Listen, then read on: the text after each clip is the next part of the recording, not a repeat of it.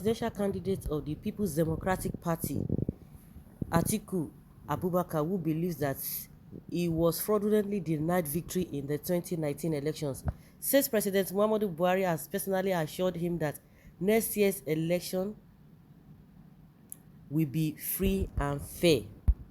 In an interview with the Financial Times, Atiku, who described the next election as his last, said, "I have gotten a commitment from the President Buhari personally because I sat down with him twice, that even if it is the only legacy he will leave, he will make sure he conducts free and fair, credible polls.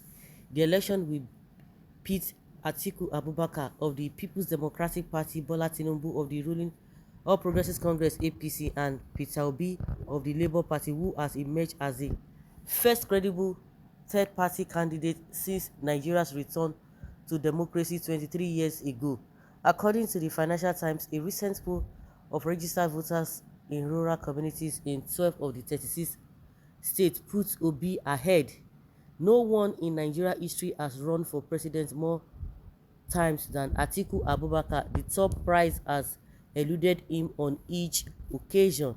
In February, the former vice president will make his sixth attempt as Nigerians choose a replacement for outgoing President Buhari. This time, political aides and analysts said the complicated electoral math of Africa's largest economy may count in his favor. It is a lifelong ambition, and as long as I'm alive and strong and healthy, I will continue pursuing it, Abubakar, 76, told the Financial Times as he sits in one of Lagos' most luxurious hotels after a campaign rally. But he quickly added, "I have come to the last stage now. I don't think after this I will run again."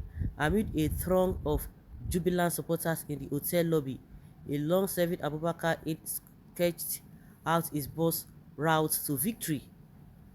Abubakar, he said, would give his opponents a close run in their southern strongholds and take advantage of Buhari's absence on the ballot for the first time since 1999 to win the vote reach north by a wide margin. Amaka Anku, Africa director at the Eurasia Consultancy, said Atiku had advantages that could work in his favor. Atiku is a household name and being well known across the north, and being a northerner, given the structure of Nigeria's voter rolls, is a major selling point, she said, but his success is not guaranteed. Voters may have become jarred by his repeated attempts at the presidency, she said. A 2010 U.S. Senate committee report linking Abubakar to the transfer of a $40 million in suspect funds to America has deepened voters' suspicion about his rectitude. He denies wrongdoing. Atiku's party has also been unsettled by internal divisions since he emerged as candidate in May. 5 governors, including the governor of the oil-rich Rivers State, say his candidacy solidifies northern control of the party and have demanded the resignation of party chair Iyorchia Ayu, a northerner, to rebalance power with its southern base. Whoever wins in February faces a tough entry. More than 8,000 people have been killed since the start of this year by violent groups such as Boko Haram and the Islamic State of West African province. Inflation has soared to more than 21%, the naira currency has plummeted to record lows, and unemployment is at 33%.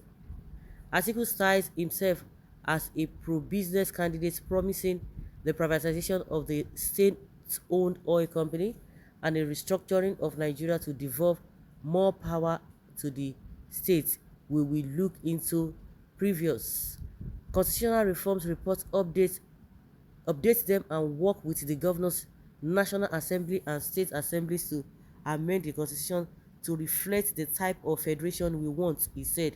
Atiku is still stung by his 2019 defeat, an election many expected would be a close race, but ended with Buhari's re-election by almost 4 million votes extending its margin of victory from the previous poll. Abubakar claimed the vote was stolen. All well-informed sources believe I was rigged out, according to what he said. He said he added that his election would be harder to manipulate because of reforms, including the electronic transmission of results by the Electoral Commission that have been deployed in recent gubernatorial elections. So the confidence Atiku is having is that Buhari has assured him that he's not going to rig this election. Has he been rigging election before? That is another question. Is Abubakar, because of his popularity in the north, is it enough for him to win? Because Buhari himself had had such opportunity of having enough votes from the north, and yet it yielded no result. And if he's only banking on the north, it's going to be tough, because majority of the people, they don't even want another Muslim, another northerner, another Fulani man to succeed. And again, no, it's going to be difficult for him.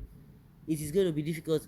But what I see is that he's banking on the northern votes, which is not going to take him anywhere. He should even ask Buhari himself how he did that. Hmm.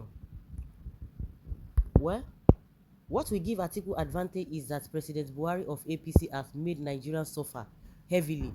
For that reason, only few voters will vote APC again. But election rigging can help the ruling party win election. My dear, there's no chance for anything like rigging in this coming election, and it is no longer as a business as usual. Therefore, anyone whose hope is in rigging this time around will be heavily disappointed. Even Donald Trump of America complained of how he was being rigged out. Mr. Man, keep on believing that that they cannot, or anybody will vote them in till you wake up from your dream. Yes, I believe God is awesome, powerful. Do what he has promised to do. Whoever God chooses to emerge victorious, but man can still alter the will of God if such person is not in consonance with his instructions.